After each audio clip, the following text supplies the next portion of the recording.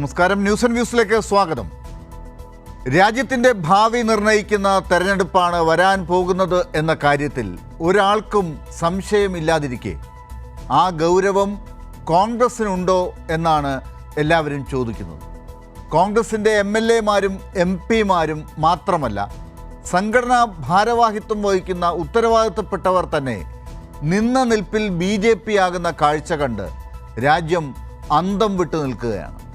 രാജിവെച്ച തെരഞ്ഞെടുപ്പ് commissioner BJP ടിക്കറ്റിൽ മത്സരിക്കുമോ എന്ന് ഏവരും ചോദിച്ചുകൊണ്ടിരിക്കുമ്പോൾ രാജ്യസഭയിൽ ഭൂരിപക്ഷം നേടിയാൽ ഭരണഘടന തന്നെ തങ്ങൾ മാറ്റി എഴുതുമെന്ന് BJP MP ഇന്ന് പറഞ്ഞിരിക്കുകയും ചെയ്യുമ്പോൾ ഓരോ ഇഞ്ചും BJPക്കെതിരെ രാജ്യത്തെ പ്രതിപക്ഷം ഒന്നിച്ച് അണിനിരക്കാൻ ശ്രമിക്കുമ്പോഴാണ് AICCയുടെ സംഘടനാ ഭാരവാഹിത്വം വഹിക്കുന്ന ജനറൽ സെക്രട്ടറി തങ്ങളുടെ രാജ്യസഭാ സീറ്റ് BJPയുടെ കൈക്കുമ്പിളിൽ കൊണ്ടുവച്ചു കൊടുത്ത് ആലപ്പുഴയിൽ മത്സരിക്കാനെത്തുന്നത്.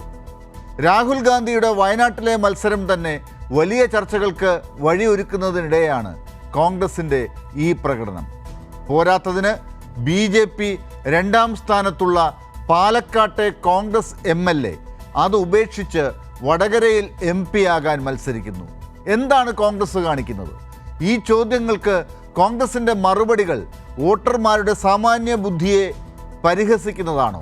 ന്യൂസ് ആൻഡ് വ്യൂസ് ചർച്ച ചെയ്യുന്നു. ഇന്ന് ചർച്ചയിൽ പങ്കെടുക്കുന്നവർ: CPIM നേതാവ് VK സനോജ്, കോൺഗ്രസ് വക്താവ് സേനാപതി വേണു, മുതിർന്ന മാധ്യമപ്രവർത്തകർ ശ്രീ ജേക്കബ് ജോർജ്, ശ്രീ A സജീവൻ എന്നിവർ.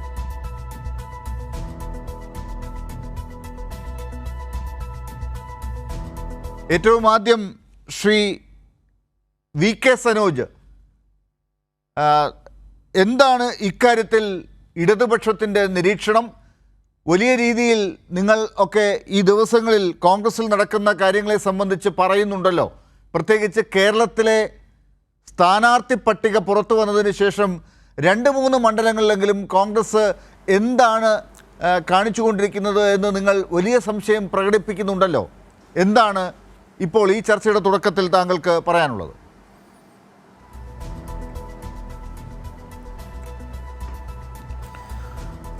വളരെയേറെ രാഷ്ട്രീയ പ്രാധാന്യമുള്ള ഈ തെരഞ്ഞെടുപ്പിൽ കോൺഗ്രസ് സ്വീകരിക്കുന്ന ഈ സമീപകാല നയസമീപനങ്ങൾ അങ്ങേയറ്റം പുച്ഛത്തോടുകൂടിയും പരിഹാസത്തോടു കൂടിയുമാണ് കേരളത്തിലെ ജനങ്ങൾ നോക്കിക്കാണുന്നത്. ഞാനതിൻ്റെ കൂടുതൽ വിശദാംശത്തിലേക്ക് കിടക്കുന്നില്ല. ഇപ്പോൾ ഒറ്റ ഉദാഹരണം നോക്കിയാൽ മതി. ഇപ്പോൾ ആലപ്പുഴയിൽ UDFൻ്റെ സ്ഥാനാർത്ഥിയായി മത്സരിക്കുന്നത് കോൺഗ്രസിൻ്റെ ഏറ്റവും പ്രധാനപ്പെട്ട ദേശീയ നേതാവായിട്ടുള്ള KC വേണുഗോപാലാണ്. KC വേണുഗോപാൽ ഇന്ന് രാജസ്ഥാനിൽ നിന്നുള്ള രാജ്യസഭാ അംഗമാണ്. അദ്ദേഹത്തെ ഞാൻ മനസ്സിലാക്കിയെടുത്തോളം 2026 വരെ രാജ്യസഭാ അംഗത്വം ഉണ്ടാവും. അപ്പോൾ അവിടെ ഈ നിലയിൽ ഇപ്പോൾ ഒരു തെരഞ്ഞെടുപ്പ് നടന്നാൽ, അല്ലെങ്കിൽ ഒരു രാജ്യസഭയിലേക്ക് ഇപ്പോൾ ഒരു തെരഞ്ഞെടുപ്പിന് കോൺഗ്രസ് പോയി കഴിഞ്ഞാൽ, അദ്ദേഹം രാജിവെച്ച ഒരു തെരഞ്ഞെടുപ്പിന് നേരിട്ട് കഴിഞ്ഞാൽ, ഒരു കാരണവശാലും രാജസ്ഥാനിൽ നിന്ന് കോൺഗ്രസിൻ്റെ ഒരാളെ രാജ്യത്തിൻ്റെ രാജ്യസഭയിലേക്ക് അയക്കാൻ വേണ്ടി കഴിയില്ല. അപ്പോൾ രാജ്യസഭയ്ക്ക് വളരെ നിർണായകമായിട്ടുള്ള പങ്കുണ്ടെന്ന് ഞാൻ വിശദീകരിക്കേണ്ട കാര്യമില്ലല്ലോ. ഇപ്പോൾ പല കാര്യങ്ങൾക്കും തടസ്സമായി നിൽക്കുന്നത് രാജ്യസഭയിൽ BJPക്ക് കേവല ഭൂരിപക്ഷമില്ല എന്ന കാര്യമാണ്. രാജ്യസഭയിൽ കൂടി BJPക്ക് കേവല ഭൂരിപക്ഷമുണ്ടെങ്കിൽ പിന്നെ രാജ്യം നിലനിൽക്കുമോ എന്ന കാര്യത്തിൽ അങ്ങേയറ്റം അപകടകരമായ നിലയിലേക്കുള്ള ചിന്തയിലേക്ക് നമ്മൾ ഇന്നിപ്പോ BJPയുടെ MP പറഞ്ഞു കഴിഞ്ഞു, രാജ്യസഭയിൽ ഭൂരിപക്ഷം കിട്ടിക്കഴിഞ്ഞാൽ ഇപ്പം നിലവിൽ ഭരണഘടന മാറ്റി എഴുതും എന്ന് ഇന്ന് കർണാടകയിൽ നിന്നുള്ള ഒരു MP ഇപ്പോൾ അല്പം മുമ്പ് പറഞ്ഞിട്ടേ ഉള്ളൂ. ആ വാർത്ത ഇപ്പോൾ പോയിക്കൊണ്ടിരിക്കുകയാണ്. ഒരു സംശയം വേണ്ട. രാജ്യസഭയിൽ BJPക്ക് സ്വാധീനം ഇനിയും വർദ്ധിപ്പിക്കാൻ വേണ്ടി കഴിഞ്ഞാൽ രാജ്യമുണ്ടാവില്ല. ഭരണഘടന തിരുത്താൻ ആവശ്യമായ കടും കൈ അവർ ചെയ്യും എന്ന കാര്യത്തിൽ ഒരു തർക്കവുമില്ല. അപ്പോൾ ഈ നിർണായകമായ രാഷ്ട്രീയ സാഹചര്യം നിലനിൽക്കുമ്പോൾ എത്ര ലാഘവത്തോടു കൂടിയിട്ടാണ് രാജ്യസഭാ സീറ്റ് BJPക്ക് വിട്ടുകൊടുക്കുന്നത്? ഇതിന് ഡീൽ എന്നല്ലാതെ മറ്റെന്താ വിശേഷിപ്പിക്കുക? അപ്പോൾ എന്താണ്, ആലപ്പുഴയിൽ BJPയുടെ വോട്ട് KC വേണുഗോപാൽ വാങ്ങുക, എന്നിട്ട് പകരം ഒരു MP സ്ഥാനം, രാജ്യസഭാ സ്ഥാനം അപ്പുറം കൊടുക്കുക, അതല്ലേ നടക്കുന്നത്. ഇതൊക്കെ കേരളത്തിലെ ജനങ്ങൾ അത്ര പെട്ടെന്ന് അംഗീകരിക്കുമോ? ദേശീയ നേതാവല്ല, അതിനപ്പുറത്തെ നേതാവായി കഴിഞ്ഞാലും ഇത്ര വൃത്തികെട്ട ഈ രാഷ്ട്രീയത്തെ കേരളത്തിലെ ജനങ്ങൾ അംഗീകരിക്കില്ല എന്നതിൻ്റെ ഏറ്റവും പ്രധാനപ്പെട്ട കാര്യമായിട്ട് ഈ തിരഞ്ഞെടുപ്പ് ഫലം മാറും എന്ന കാര്യത്തിൽ ഒരു തർക്കവുമില്ല. അല്ലെങ്കിൽ പിന്നെ ഇവർ പറയണം KC വേണുഗോപാലിനെ വെറുതെ അവിടെ മത്സരിപ്പിക്കുന്നതാണ്, അദ്ദേഹം ആലപ്പുഴയിൽ ജയിക്കാൻ വേണ്ടി മത്സരിക്കുന്നതല്ല, അദ്ദേഹം അവിടെ തന്നെ തുടരും എന്ന് പറയണം. അങ്ങനെ ഇവർക്ക് പറയാൻ വേണ്ടി കഴിയുമോ? അപ്പോൾ എന്താണ് കോൺഗ്രസ് ഉദ്ദേശിക്കുന്നതെന്ന് മനസ്സിലാവുന്നില്ല. ഇപ്പം ദേശീയ നേതാവായിട്ടുള്ള രാഹുൽ ഗാന്ധി കേരളത്തിൽ വന്നല്ലേ മത്സരിക്കുന്നത്. BJPക്കെതിരായിട്ട് ശക്തമായ ഒരു മത്സരം കാഴ്ചവെക്കാൻ കോൺഗ്രസിന് കഴിയുന്നുണ്ടോ? കോൺഗ്രസിൻ്റെ ഏറ്റവും പ്രധാനപ്പെട്ട നേതാവ് വയനാട് ഏറ്റവും സുരക്ഷിതമായ സീറ്റിൽ വന്ന് മത്സരിക്കുന്നു. പിന്നെ എന്ത് പോരാട്ടമാണ്? പിന്നെ ഇവരിൽ എന്ത് വിശ്വാസമാണ് അർപ്പിക്കുക? അതും ദേശീയ നേതാവായിട്ടുള്ള ആനി രാജയ്ക്കെതിരെ മത്സരിക്കുന്നു. ഇനി ആനി രാജ എവിടുന്ന് ജയിച്ചാലും ആരിഫ് MP ജയിച്ചാലും ഇവർ പത്മജ വേണുഗോപാലോ അല്ലെങ്കിൽ ഇവരുടെ മുൻ മുഖ്യമന്ത്രിമാരോ പോയതുപോലെ 4 പണച്ചാക്ക് കാണുമ്പോൾ അങ്ങോട്ട് ചാടുന്നവരാണോ? BJPക്കെതിരായി അവസാന ശ്വാസം വരെ കേരളത്തിൽ നിന്ന് വിജയിക്കുന്ന എല്ലാ ഇടതുപക്ഷത്തിൻ്റെ MPമാരും ഉണ്ടാവും എന്ന കാര്യത്തിൽ ഗ്യാരണ്ടിയാണ്. അപ്പോൾ അതൊന്നും മനസ്സിലാക്കാതെ കേരളത്തിലെ CPMനെ, കേരളത്തിലെ ഇടതുപക്ഷത്തെ ശത്രുവായി പ്രഖ്യാപിച്ചിട്ടാണ് ഇവർ ഈ ഏറ്റവും നിർണായകമായിട്ടുള്ള ഒരു രാഷ്ട്രീയ പോരാട്ടത്തിൽ പങ്കാളിയാവുന്നത്. ഇത് ദേശീയ രാഷ്ട്രീയം നിരീക്ഷിക്കുന്ന ഏതൊരാൾക്കും, സാമാന്യ ബോധമുള്ള ഏതൊരാൾക്കും മനസ്സിലാക്കാൻ വേണ്ടി കഴിയുന്നല്ലേ. DK സനോജ്, പാലക്കാട് ഒരു ഡീലുണ്ട്, ആ ഡീല് കൂടി നടത്തി കൊടുക്കുന്നതിന് വേണ്ടിയാണ് ഷാഫി പറമ്പിൽ ഇപ്പോൾ വടകരയ്ക്ക് പോയിരിക്കുന്നത്. വടകരയിലെ BJPക്ക് അത് മനസ്സിലായിട്ടുണ്ട്, അതനുസരിച്ചുള്ള പ്രവർത്തികൾ അവിടെ നടക്കും. ഇങ്ങനെ ഒരു ഡീലുണ്ട് എന്നുള്ളത് നിങ്ങൾ പറയുന്നത് അത് ഇതിൻ്റെ കൂടിയൊക്കെ അടിസ്ഥാനത്തിലാണോ?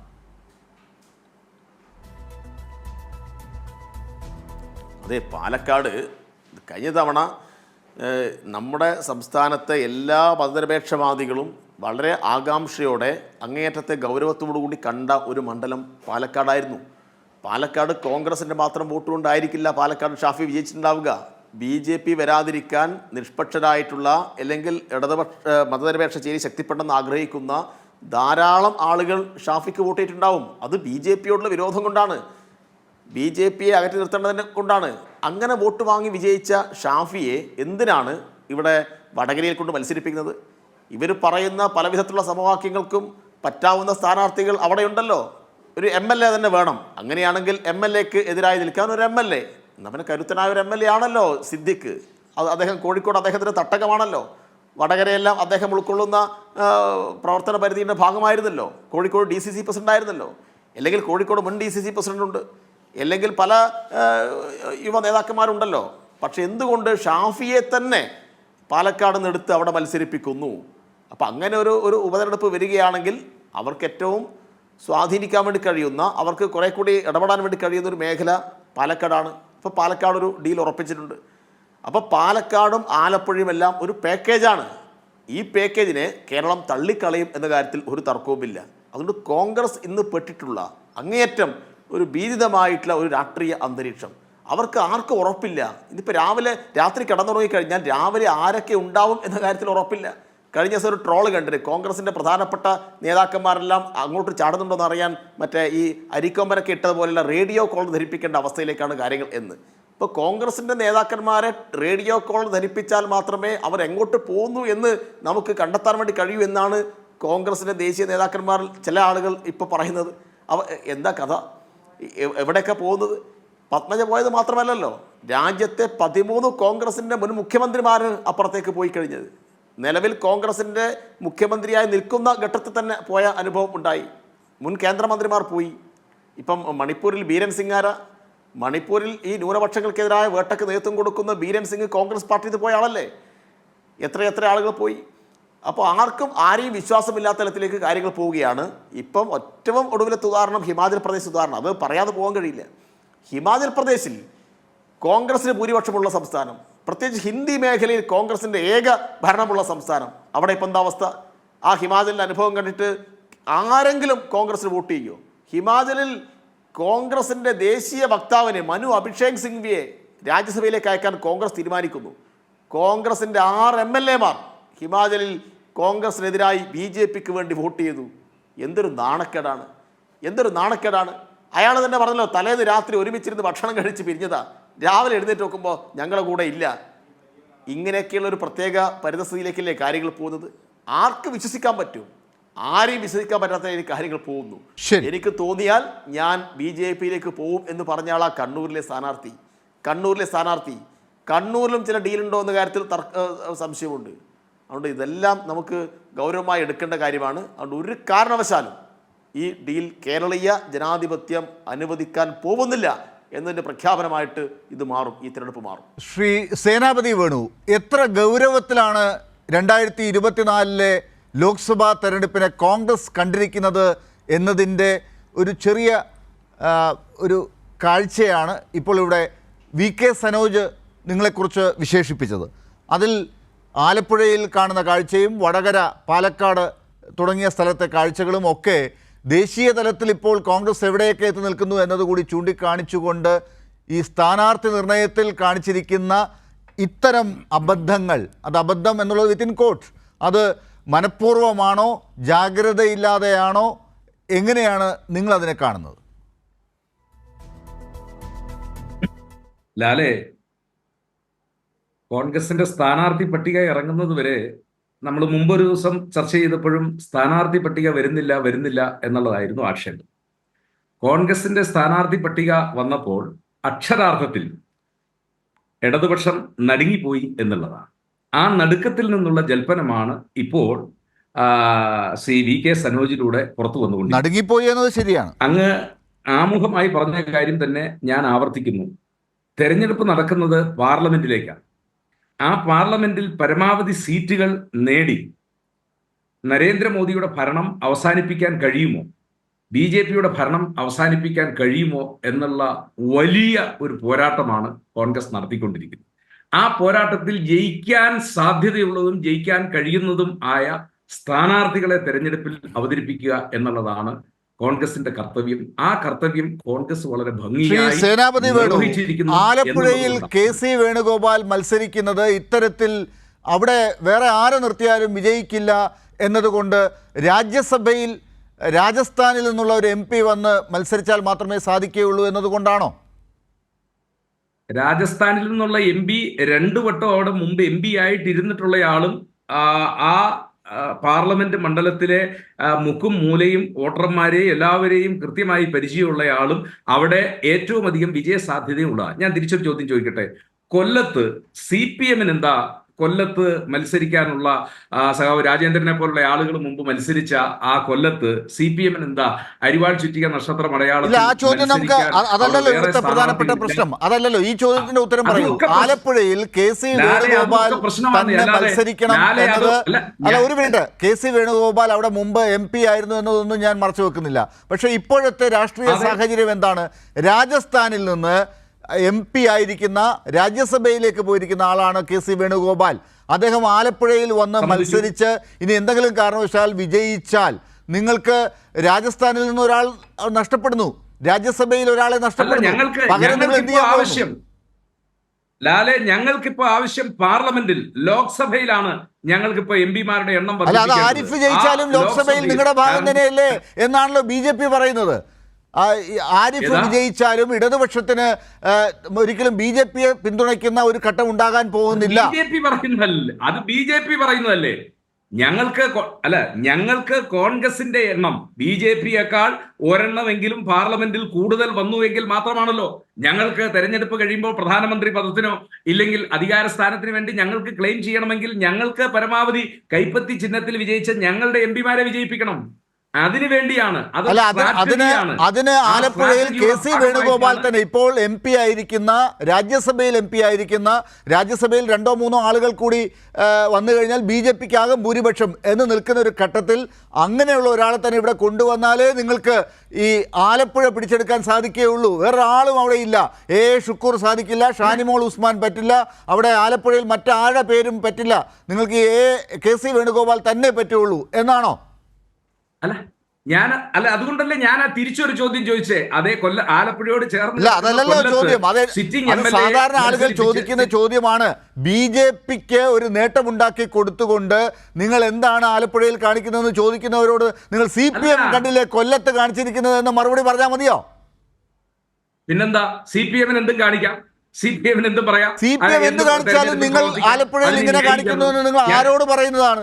നിങ്ങൾക്ക് വോട്ട് ചെയ്യുന്ന ആളുകളെ നിങ്ങൾ ഇത്ര സാമാന്യ ബുദ്ധിയില്ലാത്ത ആളുകളാക്കി മാറ്റുക. ലാലെ ഞങ്ങളുടെ മുമ്പിലുള്ള അജണ്ട ഇന്ത്യ മഹാരാജ്യത്ത് BJP അധികാരത്തിൽ നിന്ന് പുറത്താക്കണം. അധികാരത്തിൽ നിന്ന് പുറത്താക്കണമെങ്കിൽ കൈപ്പത്തി ചിഹ്നത്തിൽ മത്സരിച്ച കോൺഗ്രസ് MP-മാരുടെ എണ്ണം രാജ്യസഭയിലല്ല നോക്കുന്നത്, ലോക്സഭയിൽ. ആ ലോക്സഭയിൽ എത്ര എണ്ണം ഞങ്ങൾക്കുണ്ട്, ആ ലോക്സഭയിലെ എണ്ണം അത് തികയ്ക്കുന്നതിന് വേണ്ടി അല്ലെങ്കിൽ അതിനുവേണ്ടി എണ്ണം കൂട്ടുന്നതിന് വേണ്ടിയാണ്. അതിനകത്ത് ഏറ്റവും വിജയ സാധ്യതയുള്ള സ്ഥാനാർത്ഥിയെ ഇന്നിപ്പോ കർണാടകത്തിൽ നിന്ന് BJP-യുടെ ഒരു MP അല്പം മുമ്പ് പറഞ്ഞിരിക്കുന്നത്, അനന്തകുമാർ ഹെഗ്ഡെ പറഞ്ഞിരിക്കുന്നത് താങ്കളുടെ ശ്രദ്ധയിൽ ഉണ്ടാകുമല്ലോ, ഇപ്പൊ ബ്രേക്കിംഗ് ന്യൂസായി പോകുന്നുണ്ട്. രാജ്യസഭയിൽ ഉൾപ്പെടെ ഭൂരിപക്ഷം ഞങ്ങൾക്ക് കിട്ടുന്ന നിമിഷത്തിൽ രാജ്യത്തിന്റെ ഭരണഘടന തന്നെ ഞങ്ങൾ മാറ്റി എഴുതുമെന്നാണ്. നിങ്ങൾ രാജ്യസഭയെ ഇത്ര നിസ്സാരമായിട്ടാണ് കാണുന്നത്. പക്ഷെ രാജ്യസഭ എത്രമാത്രം പ്രധാനപ്പെട്ട ഒരു സഭയാണെന്നുള്ളത് കോൺഗ്രസിന് ഇത്രയും കാലമായിട്ട് മനസ്സിലായിട്ടില്ലേ? ഞങ്ങൾക്ക് മനസ്സിലായി. അതുകൊണ്ടാണല്ലോ ലോക്സഭ കഴിഞ്ഞതിന് ശേഷമാണല്ലോ അവർക്ക് രാജ്യസഭയിലേക്ക് വരാൻ. ലോക്സഭയിൽ ഭൂരിപക്ഷം കിട്ടിയാലാണല്ലോ പ്രധാനമന്ത്രിയും ഗവൺമെന്റും ഉണ്ടാകുകയുള്ളൂ. അതിനുശേഷമാണല്ലോ രാജ്യസഭയിലെ കാര്യം. രാജ്യസഭ MP-മാരല്ലല്ലോ പ്രധാനമന്ത്രിയെ തെരഞ്ഞെടുക്കുന്നത്. പ്രധാനമന്ത്രിയെ തെരഞ്ഞെടുക്കുന്നത് ലോക്സഭയിലെ MP-മാര്. അതിനുവേണ്ടി രാജസ്ഥാനിലൂടെ BJP-ക്ക് ഒരു നേട്ടം ഉണ്ടായിക്കോട്ടെ, KC വേണുഗോപാൽ വഴി അവിടെ ഒരു നേട്ടം ഉണ്ടായിക്കോട്ടെ എന്നാണോ? ഇത് ആലപ്പുഴയിലെ ജനങ്ങൾ സമ്മതിക്കുമോ? ആലപ്പുഴയിൽ KC വേണുഗോപാലിനെ ജയിപ്പിക്കണമെന്ന് നിങ്ങൾ ആവശ്യപ്പെടുമ്പോൾ അവിടുത്തെ വോട്ടർമാർ ഇത് സമ്മതിച്ചു തരുമോ? അല്ല, വോട്ടർമാർ സമ്മതിക്കും. ആ കാര്യത്തിൽ ഞങ്ങൾക്ക് തർക്കമില്ല. VK സനോജിനും ലാലിനും ചിലപ്പോൾ സംശയം ഉണ്ടാകും, അല്ലെങ്കിൽ നിങ്ങൾക്ക് തർക്കം ഉണ്ടാകും. പക്ഷേ ആലപ്പുഴയിലെ വോട്ടർമാർ അത് പൂർണ്ണമായിട്ടും ഉൾക്കൊള്ളും, വോട്ടർമാർക്ക് അത് ബോധ്യപ്പെടും എന്ന് ഞങ്ങൾക്ക് ബോധ്യമുള്ളത് കൊണ്ടാണ് ഞങ്ങൾ തെരഞ്ഞെടുപ്പിൽ അത്ര ഒരു സ്ട്രാറ്റജിയുമായിട്ട് വന്നിരിക്കുന്നത്. ശരി, പക്ഷേ അങ്ങ് ചോദിച്ചൊരു ചോദ്യം, ശരി, അപ്പൊ അക്കൂട്ടത്തിൽ തന്നെ ഈ വടകരയിലെ കാര്യം കൂടി വരുന്നുണ്ടല്ലോ. വടകരയിലേക്ക് ഈ പറയുന്ന രീതിയിൽ നിങ്ങൾക്ക് KC വേണുഗോപാൽ മാത്രമേ അവിടെ ഉള്ളൂ എന്ന് പറയുന്നത് പോലെ വടകരയ്ക്ക് കൊടുക്കാൻ ഷാഫി പറമ്പിൽ മാത്രമേ ഉള്ളൂ എന്നാണ്. അവിടെ T സിദ്ദിഖ് പോരാ, ഒരു MLA ആണ് വേണ്ടതെങ്കിൽ T സിദ്ദിഖ് പോരാ. അവിടെ അവസരം കിട്ടാതെ നിൽക്കുന്ന മറ്റ് ന്യൂനപക്ഷ നേതാക്കൾ നിങ്ങളുടെ കൂട്ടത്തിൽ തന്നെയുണ്ട്. ഷമാ മുഹമ്മദിനെ പോലുള്ളവർ ഇന്ന് പറഞ്ഞതൊക്കെ നമ്മൾ കേട്ടതാണ്. ആ ഷമാ മുഹമ്മദിനെ പോലും നിങ്ങളുടെ നേതാവ് KPCC അധ്യക്ഷൻ ഇന്ന് അധിക്ഷേപിച്ചാണ് വിട്ടത്. അപ്പോൾ അത്രയ്ക്ക് നിങ്ങൾക്ക് BJP-യോടുള്ള കൂറ് കാണിക്കാനുള്ള സന്ദർഭം കിട്ടിയതാണ് ഇപ്പോൾ പ്രകടിപ്പിച്ചുകൊണ്ടിരിക്കുന്നത്. ഷാഫിയെ പാലക്കാട് നിന്ന് ഓടിച്ചു വിടുക, അതിനിപ്പോൾ അവിടെ ജയിക്കുമല്ലോ എന്നുള്ള രണ്ടാമത്തെ കാര്യം അവിടുത്തെ വോട്ടർമാരാണ് തീരുമാനിക്കേണ്ടത്. പക്ഷേ പാലക്കാട് BJP-ക്ക് ഒരു ഓപ്പണിംഗ് ഉണ്ടാക്കി കൊടുക്കുക എന്നത് കോൺഗ്രസിൻ്റെ ഈ പാക്കേജിൽ കൂടിയുള്ളതാണെന്നാണ് ഇപ്പോൾ പറയുന്നത്. അല്ല, അത് നിങ്ങൾക്ക് അങ്ങനെ വ്യാഖ്യാനം നടത്താം. ഞങ്ങളെ സംബന്ധിച്ചിടത്തോളം ഇമ്മീഡിയറ്റ് ആയി ഞങ്ങളുടെ മുമ്പിലുള്ള വിഷയം കേരളത്തിലെ 20 പാർലമെന്റ് സീറ്റുകൾ. കഴിഞ്ഞ പ്രാവശ്യം ഞങ്ങൾക്ക് 1 കുറവായിരുന്നു, 19 ഉണ്ടായിരുന്നുള്ളൂ. ആ 19 ഒന്നുകൂടി വർദ്ധിപ്പിച്ച് 20 പാർലമെന്റ് സീറ്റുകളിലും വിജയിപ്പിക്കുക. ആ വിജയത്തിന് ഏറ്റവും ഉചിതനായ, ഏറ്റവും അനുയോജ്യനായ സ്ഥാനാർത്ഥി. അല്ല, കേരളത്തിലെ 20 സീറ്റുകൾ മാത്രമേ നിങ്ങളുടെ നോട്ടത്തിലുള്ളൂ. രാജ്യത്ത് 400 സീറ്റിലേക്ക് പോകണമെന്നാണ് BJP ആലോചിക്കുന്നത്. 370+ എന്നാണ് നരേന്ദ്രമോദിയുടെ ലക്ഷ്യം. നിങ്ങൾക്ക് കേരളത്തിൽ 20 തികച്ചാൽ മതി, രാഹുൽ ഗാന്ധിയും കൂടി ചേർത്ത്. ഇത്രയേ ഉള്ളൂ. കോൺഗ്രസിന്റെ ചിന്ത ഇത്രമാത്രം ഇടുങ്ങിയോ?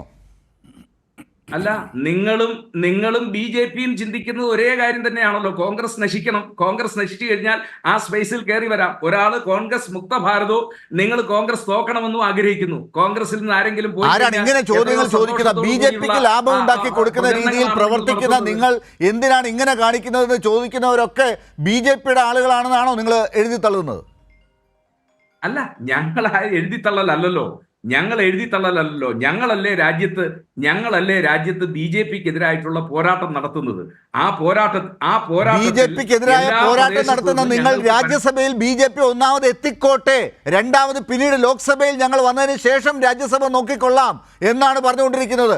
അതുപോലെ കേരള നിയമസഭയിൽ ഒരു അക്കൗണ്ട് പൂട്ടിയ BJP-യെ വീണ്ടും അവിടേക്ക് എന്തെങ്കിലും ഒരു ചാൻസ് ഉണ്ടെങ്കിൽ ഉണ്ടാക്കി കൊടുക്കാം എന്നുള്ള രീതിയിലേക്കാണ് കാര്യങ്ങൾ കൊണ്ട് എത്തിക്കുന്നത്. ഇതാണോ നിങ്ങൾ BJP-യെ എതിർക്കുന്ന രീതി? ഇങ്ങനെയാണോ BJP-യെ എതിർക്കേണ്ടത്? ലാലിന്റെ ഇപ്പോഴത്തെ ചോദ്യത്തിൽ തന്നെ എന്തോ ഡീൽ അടങ്ങിയിരിക്കുന്നതായിട്ട് ഞങ്ങൾ സംശയിക്കുന്നു. ആ ഡീല് കേരളത്തിൽ BJP-യുടെ സ്ഥാനാർത്ഥി പട്ടിക വന്നപ്പോഴേ ഞങ്ങൾ കണ്ടതാണ്. വളരെ ഭംഗിയായിട്ട് ഡീല് ഉണ്ടായിരിക്കുന്നുവെന്ന്.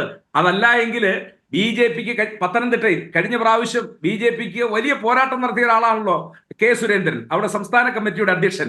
അതുപോലെ തന്നെ കുമ്മനം രാജശേഖരനെ പോലുള്ള ആളുകൾ വലിയ പോരാട്ടം നടത്തിയിട്ടുള്ള BJP-യുടെ പ്രഗത്ഭരായ സ്ഥാനാർത്ഥികളെയൊക്കെ മാറ്റി നിർത്തിക്കൊണ്ട് ഈ വാടക സ്ഥാനാർത്ഥികളും എവിടെ നിന്നെങ്കിലും ഒക്കെ വന്നവരെയൊക്കെ സ്ഥാനാർത്ഥികളാക്കുമ്പോൾ ആ ഡീല് വളരെ കൃത്യമായിട്ട് ഞങ്ങൾക്ക് അന്ന് തന്നെ ബോധ്യപ്പെട്ടതാണ്. ആ ഡീലിനെ കുറിച്ച് ഞങ്ങൾ വളരെ കൃത്യമായിട്ട് തന്നെ കേരളത്തിലെ ശരി. അപ്പോൾ ആലപ്പുഴയിലെ ഡീലിനെ കുറിച്ച് നിങ്ങളോട് ചോദിച്ചാൽ നിങ്ങൾ ഇപ്പുറത്ത് പത്തനംതിട്ടയിലും കൊല്ലത്തും ഒക്കെ ഡീലാണെന്ന് പറയും. അല്ലാതെ കൃത്യമായി രാജ്യത്തിന് മനസ്സിലാകുന്ന രീതിയിൽ BJP-യെ എതിർക്കുന്ന ഒരു പോരാട്ടം കാഴ്ചവെക്കുന്നവർ BJP-ക്ക് ഒരു നേട്ടമുണ്ടാക്കി കൊടുക്കുന്ന കാഴ്ച ഇവിടെ ഇല്ല എന്ന് സ്ഥാപിക്കാൻ നിങ്ങൾക്കാകുന്നില്ല. ഇതാണ് ഇപ്പോഴത്തെ അവസ്ഥ. ഞാൻ തിരിച്ചു വരാം. ശ്രീ ജേക്കബ് ജോർജ്, കോൺഗ്രസിന് ഒരു ജാഗ്രത കുറവ് ഉണ്ടായിട്ടുണ്ടോ? എന്താണ് കോൺഗ്രസ് ഇപ്പോൾ കാണിച്ചുകൊണ്ടിരിക്കുന്നത്? കേരളത്തിൽ 20 സീറ്റും പിടിക്കാൻ വേണ്ടിയാണെന്നൊക്കെ പറഞ്ഞു കഴിഞ്ഞാൽ അതങ്ങ് വിശ്വസിക്കാൻ ആകുമോ? രാജ്യത്ത് BJP-യെ തകർക്കാൻ വേണ്ടി നിൽക്കുന്ന ഒരു പോരാട്ടം കാഴ്ചവെക്കുന്ന ഒരു പ്രധാനപ്പെട്ട പ്രതിപക്ഷ രാഷ്ട്രീയ പാർട്ടിയുടെ ഒരു പ്രകടനം ഈ പറയുന്ന വാചകങ്ങളിലൊക്കെ വായിച്ചെടുക്കാനാകുമോ? എന്താണ് കോൺഗ്രസ് കാണിക്കുന്നത്? ലാൽ, തിരഞ്ഞെടുപ്പിൻ്റെ മുമ്പിൽ നിൽക്കുമ്പോൾ ഒരു പാർട്ടി പ്രവർത്തകൻ ആ പാർട്ടിക്ക് വേണ്ടി കാര്യങ്ങൾ പറയുന്നതും പ്രചാരണം നടത്തുന്നതും ഒട്ടും തെറ്റല്ല, ഒട്ടും പാപമല്ല. ബഹുമാനപ്പെട്ട സേനാപതി വേണു പറഞ്ഞത് അദ്ദേഹത്തിൻ്റെ രാഷ്ട്രീയമാണ്, അദ്ദേഹത്തിൻ്റെ രാഷ്ട്രീയത്തിന് ഉപോത്ബലമാകുന്ന ചിന്തകളാണ്. പക്ഷേ എനിക്ക് പറയാനുള്ളത്, ദേശീയ തലത്തിൽ ബഹുമാനപ്പെട്ട സേനാപതി വേണു 2014 കോൺഗ്രസ് വളരെ ദയനീയമായിട്ട് പരാജയപ്പെട്ടു. 2019 പരാജയപ്പെട്ടു. നരേന്ദ്രമോദി ഭരണ തുടർച്ച നേടി അധികാരത്തിൽ വന്നു. ഇന്നിപ്പോൾ വീണ്ടും മത്സരിക്കുകയാണ്. മൂന്നാമത് ഞങ്ങൾ ജയിക്കുമെന്ന് അവർ പ്രഖ്യാപിച്ചു കഴിഞ്ഞു. അതിനുവേണ്ടി അവർ കരുക്കൾ നീക്കുകയാണ്. അവർ വിജയഭേരി ഇപ്പോഴേ മുഴക്കുന്നുണ്ട്. അതിനെ ഇങ്ങനെയാണോ നേരിടേണ്ടത് എന്നുള്ളതാണ് എൻ്റെ ചോദ്യം. ദേശീയ തലത്തിൽ ഇന്ന് രാഹുൽ ഗാന്ധി കഴിഞ്ഞാൽ ഏറ്റവും വലിയ നേതാവ് KC വേണുഗോപാൽ ആണ്. അദ്ദേഹം പറയുന്നത് പോലെയാണ് കാര്യങ്ങൾ നടക്കുന്നത്. ആലപ്പുഴയിൽ KC വേണുഗോപാൽ നിൽക്കണമോ വേണ്ടയോ എന്ന് ചിന്തിക്കുന്നത് രാഹുൽ ഗാന്ധിയോ വർക്കിംഗ് കമ്മിറ്റിയോ അല്ല. അത് യഥാർത്ഥത്തിൽ ആ സ്ഥാനാർത്ഥി ബഹുമാനപ്പെട്ട KC വേണുഗോപാൽ തന്നെ. വ്യക്തിപരമായിട്ട് ഞങ്ങളൊക്കെ സുഹൃത്തുക്കളാണ്. പക്ഷേ ഇത് പറയാതിരിക്കാൻ വയ്യ സേനാപതി വേണു. കാരണം നേരത്തെ ലാൽ വിശദീകരിച്ച കാര്യങ്ങൾ ഞാൻ വീണ്ടും ആവർത്തിക്കുന്നില്ല. പക്ഷേ ആ ഒരു അപകടത്തിലേക്ക് പോകാനുള്ള സാധ്യത വളരെ കൂടുതലാണ്. രണ്ടാമത് ഒരു കാര്യം കൂടി, ഇച്ചിരി കടന്ന ചിന്തയാണത്. അതൊരു മാധ്യമപ്രവർത്തകൻ എന്ന നിലയ്ക്ക് എനിക്കുള്ള ചിന്തയാണ്. അത് ഈ ലോക്സഭാ തിരഞ്ഞെടുപ്പിൽ ഭരണം കിട്ടിയില്ലെങ്കിൽ കോൺഗ്രസ് ഏറ്റവും വലിയ ഒറ്റക്കക്ഷിയായാൽ അതിൻ്റെ നേതാവ് ആരായിരിക്കണം? അത് KC വേണുഗോപാൽ. ഇച്ചിരി കടുത്ത കൈയാണ്, എന്നോട് ക്ഷമിക്കണം. KC വേണുഗോപാൽ ഇപ്പോഴേ തീരുമാനിച്ചു അത് താനായിരിക്കണം എന്ന്. പ്രതിപക്ഷത്തിരിക്കുന്ന കോൺഗ്രസിൻ്റെ, പ്രതിപക്ഷത്തിരിക്കുന്ന പാർട്ടികളിൽ ഏറ്റവും വലിയ പാർട്ടിയുടെ നേതാവ് താനായിരിക്കണമെന്ന് KC വേണുഗോപാൽ നിശ്ചയിച്ചു. അതുകൊണ്ട് ആലപ്പുഴ മത്സരിക്കുന്നു. രാജസ്ഥാനിലെ രാജ്യസഭാ സീറ്റ് പോകുന്ന വഴിക്ക് പോകട്ടെ, അവിടെ BJP ജയിച്ചു കൊള്ളട്ടെ, എനിക്കെന്ത് പ്രശ്നം എന്ന ചിന്തയാണ് അതിൻ്റെ പിന്നിൽ. അതാണ് അതിൻ്റെ അപകടം. പിന്നെ ഒരു ഘടകം കൂടിയുണ്ട്. പ്രതിപക്ഷത്തിരിക്കുന്ന കോൺഗ്രസിൻ്റെ നേതാവ് പ്രതിപക്ഷ നേതാവ് അല്ലെങ്കിൽ പ്രതിപക്ഷ നേതാവിന് തുല്യമായ പദവി. എന്നാൽ പ്രതിപക്ഷ നേതാവാകണമെങ്കിൽ നിശ്ചിത അംഗസംഖ്യ വേണം എന്നുണ്ട്. അത് കിട്ടിയാൽ ആ സ്ഥാനത്തേക്ക് വരുന്നത്, ആ സ്ഥാനത്തിന് കിട്ടുന്നത് കോൺഗ്രസിൻ്റെ പ്രതിനിധി, ഏറ്റവും മുതിർന്ന പ്രതിനിധിക്ക് കിട്ടുന്നത് പബ്ലിക് അക്കൗണ്ട്സ് കമ്മിറ്റി ചെയർമാൻ സ്ഥാനം കൂടിയാണ്. ആ സ്ഥാനം ഇന്ത്യൻ രാഷ്ട്രീയത്തിൽ, ഇന്ത്യൻ പാർലമെൻറ്റിൽ വളരെ പ്രധാനപ്പെട്ടതാണ്. നേരത്തെ മല്ലികാർജുൻ ഖാർഗെ ആ സ്ഥാനത്തിരുന്നു. മുമ്പ് KV തോമസ് ആ സ്ഥാനത്തിരുന്നിട്ടുണ്ട്. സോണിയാഗാന്ധി നിയോഗിച്ചതനുസരിച്ച്. അഭിരഞ്ജൻ ദാസ് മുൻഷിയായിരുന്നു ഏറ്റവും ഒടുവിൽ. കോൺഗ്രസിൻ്റെ പ്രതിനിധിയാണ്. അത് പ്രതിപക്ഷത്തിനുള്ള ഒരു സ്ഥാനമാണ്. വലിയ അധികാരങ്ങളുള്ള പബ്ലിക് അണ്ടർടേക്കിങ്സ് മുഴുവൻ കയ്യിൽ വരുന്ന ഒരു വലിയ അധികാര കേന്ദ്രമാണത്. ആ സ്ഥാനം കൂടി അറിഞ്ഞോ അറിയാതെയോ KC വേണുഗോപാലിൻ്റെ കയ്യിലെത്തും. അദ്ദേഹം ഈ സ്ഥാനത്തെത്തിയാൽ ആലപ്പുഴയിൽ നിന്ന് ജയിച്ച് ലോക്സഭയിലെത്തിയാൽ ഞാൻ പറയാം, സേനാപതി വേണു പറയുന്നത് പോലെ കോൺഗ്രസ് ജയിക്കണമെന്നാണ് ഞങ്ങളുടെയൊക്കെ ആഗ്രഹം. കോൺഗ്രസ് ജയിക്കണം. BJP ഹിന്ദുത്വ രാഷ്ട്രീയം ഇന്ത്യ മഹാരാജ്യത്ത് വേരുറപ്പിച്ചുകൂടാ. രാജ്യസഭയിൽ അവർക്ക് ഒരു സീറ്റ് കൂടി കിട്ടിയാൽ അത് മാരകമായിരിക്കും, ഡെഡ്ലി ആയിരിക്കും എന്ന് യാതൊരു സംശയമില്ലാത്ത കാര്യമാണ്. ഇന്ത്യൻ രാഷ്ട്രീയത്തിൽ അത് വലിയ മാറ്റമുണ്ടാക്കും. ഇന്ത്യൻ ഭരണഘടന തിരുത്തി എഴുതാൻ അവർക്ക് രാജ്യസഭയിൽ അംഗങ്ങൾ വേണം. ആ അംഗത്തെ കൊടുക്കുന്ന ഒരു പാർട്ടി ആവരുത് കോൺഗ്രസ്. ആ അംഗത്തെ ഞാനായിട്ട് സംഭാവന ചെയ്യാം എന്ന് പറയുന്ന ഒരു നേതാവ് ആകരുത് കോൺഗ്രസിൻ്റെ അനിഷേധ്യനായ അഖിലേന്ത്യാ ജനറൽ സെക്രട്ടറി KC വേണുഗോപാൽ എന്നാണ് എനിക്ക് പറയാനുള്ളത്. ആ ഒരു കാര്യം പ്രധാനപ്പെട്ടതായതുകൊണ്ട് ആ ഒരു വിഷയം മാത്രമേ ഞാനിപ്പോൾ എൻ്റെ ഈ സമയത്ത് പറയുന്നുള്ളൂ. ശരി, അത് വളരെ പ്രധാനപ്പെട്ട കാര്യവുമാണ് ശ്രീ ജേക്കബ് ജോർജ് ഇപ്പോൾ ചൂണ്ടിക്കാട്ടിയ കാര്യം. ശ്രീ A. സജീവൻ, അത് താങ്കൾ എങ്ങനെയാണ് നിരീക്ഷിക്കുന്നത്? നോക്കുക, രാജസ്ഥാനിൽ BJPക്ക് ഒരു സീറ്റ് കൊടുത്താൽ പോലും കുഴപ്പമില്ല. ഇന്ന് KC വേണുഗോപാൽ തന്നെ ഒരു മാധ്യമത്തോട് സംസാരിച്ചതാണ്. ഞങ്ങൾക്ക് അവിടെ ഒരു സീറ്റ് BJPക്ക് കൊടുത്താൽ ഞങ്ങൾ വേറെ പല സ്ഥലത്തു നിന്ന് 2-3 സീറ്റും ഒക്കെ നേടിയെടുക്കും എന്നൊക്കെ അദ്ദേഹം ഒഴുക്കൻ മട്ടിൽ അങ്ങ് പറഞ്ഞു പോവുകയാണ്. വേറെ പലരും കോൺഗ്രസിന് വേണ്ടി ഇപ്പോൾ പറയുന്നവരുടെ ഫേസ്ബുക്ക് പോസ്റ്റുകളൊക്കെ താങ്കൾ കണ്ടു കാണുമല്ലോ. ഈ രാജസ്ഥാനിലെ ഒരു സീറ്റ് പോയാൽ പകരം ഞങ്ങൾ കർണാടകത്തിൽ നിന്ന് നിർമ്മലാ സീതാരാമൻ മത്സരിച്ച് കഴിയുമ്പോൾ, അവിടെ ജയിച്ച് കഴിയുമ്പോൾ ഉണ്ടാകാൻ പോകുന്ന സീറ്റ് ഞങ്ങൾ അത് പിടിച്ചെടുക്കും, ഞങ്ങൾക്ക് കിട്ടും. ഇതൊക്കെയാണ് ഇപ്പോഴത്തെ കണക്കുകൂട്ടലുകൾ. അങ്ങനെ BJPക്ക് ഒരു സീറ്റ് കൊടുത്തുകൊണ്ട് ഇവിടെ ഇപ്പോൾ ശ്രീ ജേക്കബ് ജോർജ് ചൂണ്ടിക്കാട്ടിയ നേട്ടങ്ങൾ, പ്രതിപക്ഷ നേതൃസ്ഥാനം, പബ്ലിക് അണ്ടർടേക്കിംഗ്സ് കമ്മിറ്റിയുടെ നേതൃത്വം, ഇങ്ങനെയൊക്കെയുള്ള വലിയ പദവി KC വേണുഗോപാലിനെ പോലെ ഒരാൾ മോഹിച്ചുകൊണ്ട് വരുന്നു. അതിന് നിന്നു കൊടുക്കുകയാണ് രാജ്യത്തെ കോൺഗ്രസ് പാർട്ടി സ്ഥാനാർത്ഥി നിർണയത്തിൽ കേരളത്തിലൊക്കെ BJPക്ക് നേട്ടമുണ്ടാക്കി കൊടുത്തുകൊണ്ട്. താങ്കൾ അതിനെ എത്രമാത്രം ശരി വയ്ക്കുന്നുണ്ട്?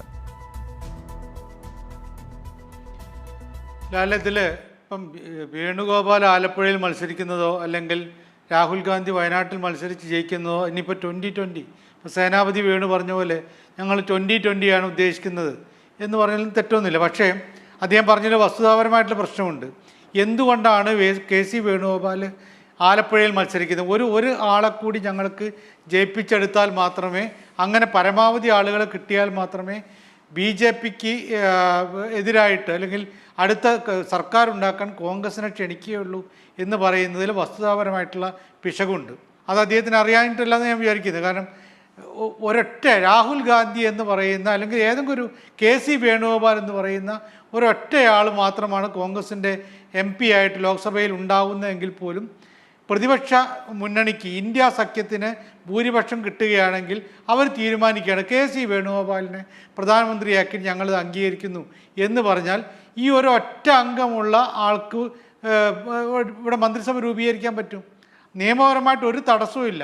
ഇപ്പോൾ പറയുന്ന കാര്യങ്ങൾ ഏറ്റവും പ്രധാനപ്പെട്ട പ്രശ്നം, ഇപ്പോൾ ജേക്കബ് ജോർജ് പറഞ്ഞ പോലെ KC വേണുഗോപാൽ ഈ ലക്ഷ്യത്തോട് കൂടിയിട്ടൊക്കെയാണ് പോകുന്നതെന്ന് എനിക്കറിയില്ല. എന്നാൽ പോലും ഒരു കാര്യം ശരിയാണ്, കൈക്കുമ്പിളിലുള്ള ഒരു രാജ്യസഭാ സീറ്റ് അത് നഷ്ടപ്പെടുമെന്നുള്ള കാര്യത്തിൽ ആർക്കും സംശയമില്ല.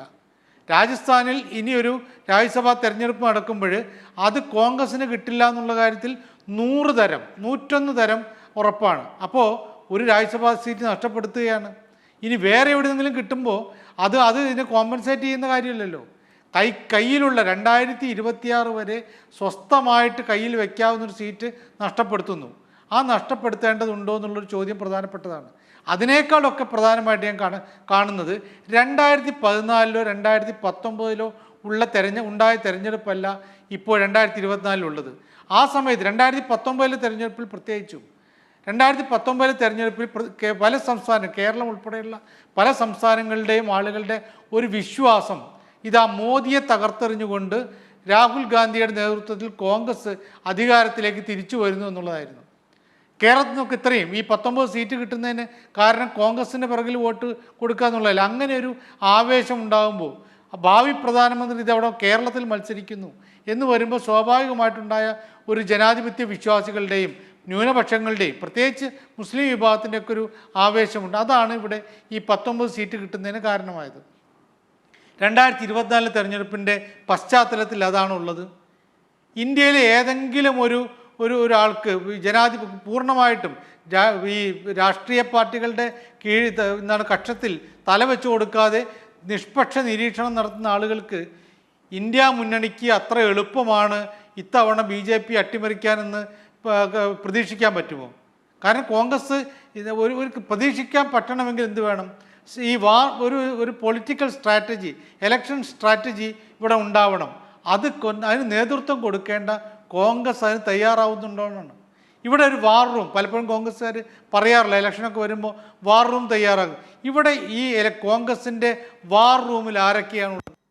അതിന് നേതൃത്വം കൊടുക്കേണ്ട ആളാണ് KC വേണുഗോപാൽ, അതിന് നേതൃത്വം കൊടുക്കേണ്ട ആളാണ് രാഹുൽ ഗാന്ധി. ഈ ആളുകളൊക്കെ ഇത്തരത്തിലുള്ള രീതിയിൽ വളരെ കൃത്യമായിട്ട് മറുപുറത്ത് നരേന്ദ്രമോദി ഓരോ എന്താണ് ഒരു സിനിമാ ഡയലോഗിൽ പോലെ ഓരോ അരിയും പെറുക്കിയെടുക്കുന്ന പോലെ പെറുക്കിയെടുത്തുകൊണ്ടിരിക്കുകയാണ്. ഏതൊക്കെ തരത്തിൽ ആളുകൾ ഇപ്പുറത്തേക്ക് ചാടിക്കുക എന്നുള്ളത് നോക്കിക്കൊണ്ടിരിക്കുകയാണ്.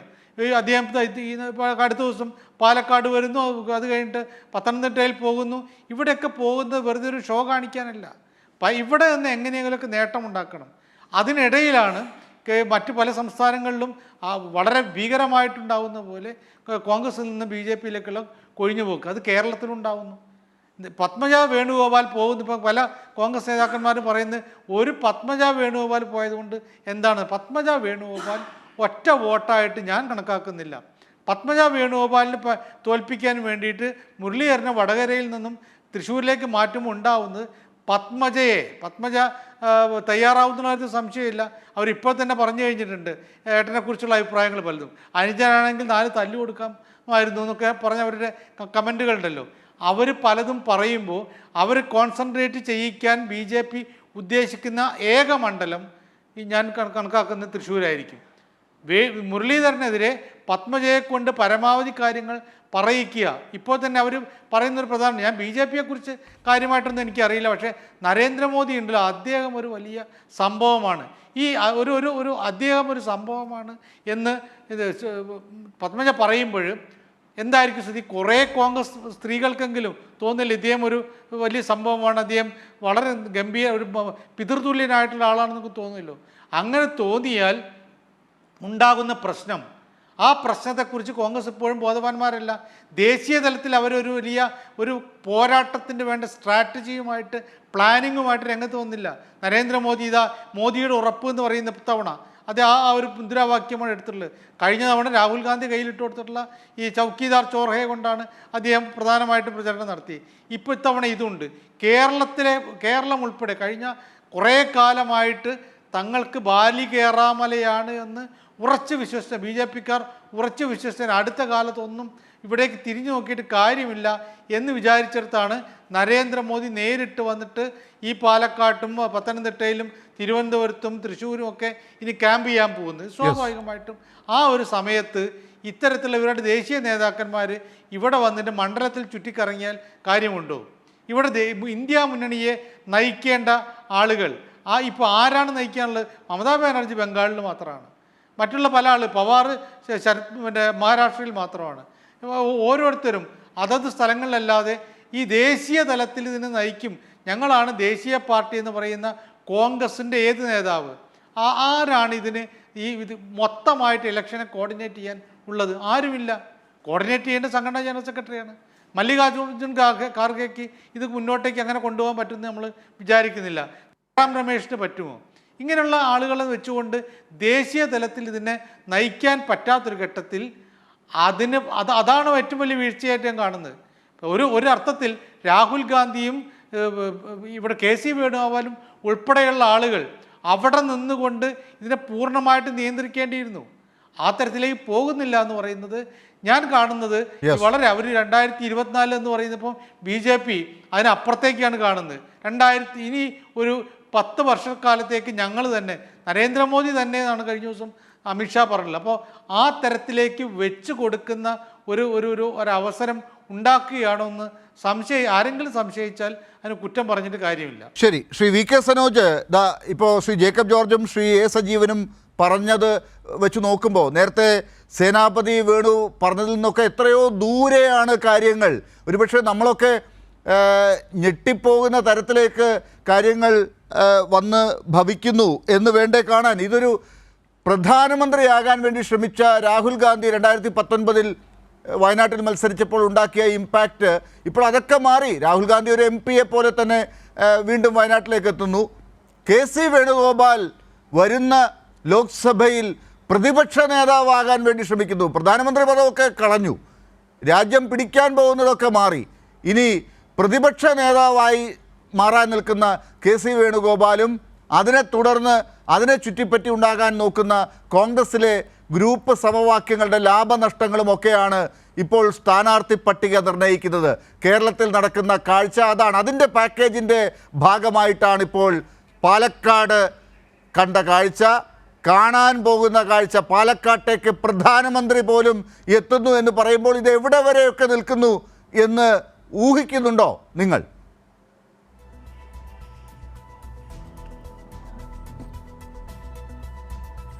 അല്ല, എത്ര ലാഘവത്തോടു കൂടിയാണ് കോൺഗ്രസിൻ്റെ വക്താവ് ഈ ചർച്ചയിൽ പങ്കെടുത്തത്. ഇപ്പോൾ അദ്ദേഹം പറയുകയാണ് ലോകസഭയാണ് ഏറ്റവും പ്രധാനപ്പെട്ട കാര്യം, അവിടെ കോൺഗ്രസ്സിന് പ്രധാനമന്ത്രി ഉണ്ടാവണം, അതുമായി ബന്ധപ്പെട്ട കാര്യങ്ങളൊക്കെ നടക്കുമ്പോൾ അവിടെ ജയിച്ചാൽ മതി. ഇവർ ഈ രാജ്യത്തെ രാഷ്ട്രീയം എത്ര ലളിതമായിട്ടാണ് നിരീക്ഷിക്കുന്നത്. ഇന്ത്യയുടെ ഇപ്പോഴുള്ള ഒരു സാഹചര്യത്തിൽ നമ്മുടെ രാജ്യസഭയിൽ ഒരു അംഗം കുറയുക എന്ന് പറഞ്ഞാൽ അത് വലിയ രാഷ്ട്രീയമായ നഷ്ടമാണ് എന്ന് തിരിച്ചറിയാൻ ശേഷിയില്ലാത്തവരായിട്ട് ഈ കോൺഗ്രസ് നേതൃത്വം ഒന്നാകെ മാറുന്നതാണോ?